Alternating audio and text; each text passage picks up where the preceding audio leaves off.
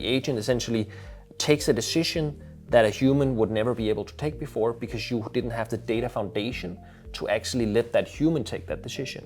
But because you now have the overview of the entire sort of like decision workflow, but also the historical transactions, you can actually let the agent take that decision even though there is maybe a financial cost.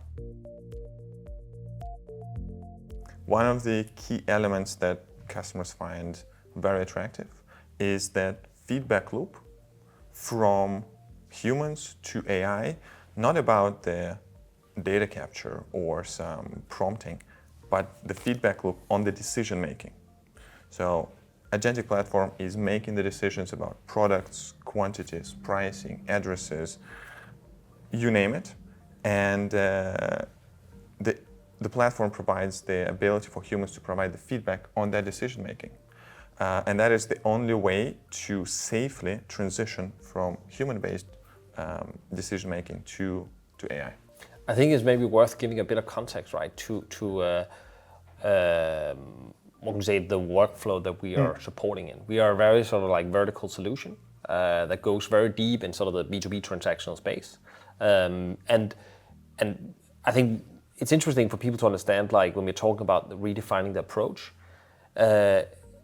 Even though you have worked in this area for years, or you have been maybe a leader to some of those departments, what we typically see there is like you're actually not fully aware of all the decisions that your sales support people or customer service people, whatever you call them. Why do you think so? Because it is complex, right? It is essentially business decisions that have been taken since the founding of that company, and that has built into their tooling, their ERPs and all that different stuff, right? And then there's also another factor, right? One thing is that the enterprise that you're a part of has all that logic and the business decision taking built into those systems. But when you are transacting with other companies, right, they have the same. So that's the thing, right? We sometimes forget like there is always a buyer and a seller in this relationship.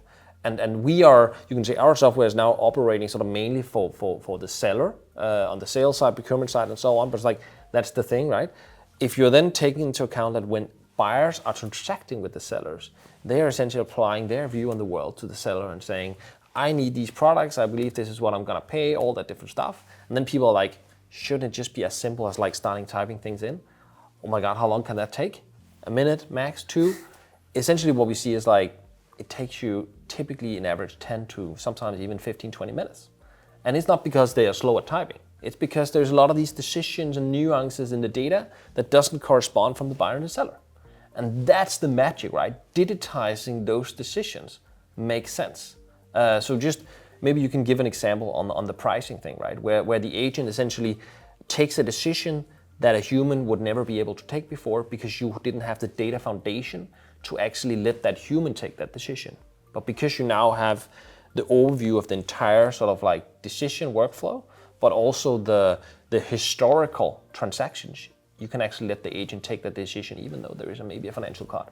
Yeah, absolutely. I think that is a very illustrative example and very common use case in the works of the customer service teams at B2B manufacturers. There is a price being requested by the customer and there is a price actually agreed in the ERP. Capturing both data points is very simple, but then somebody needs to make the business decision on what to do in this situation.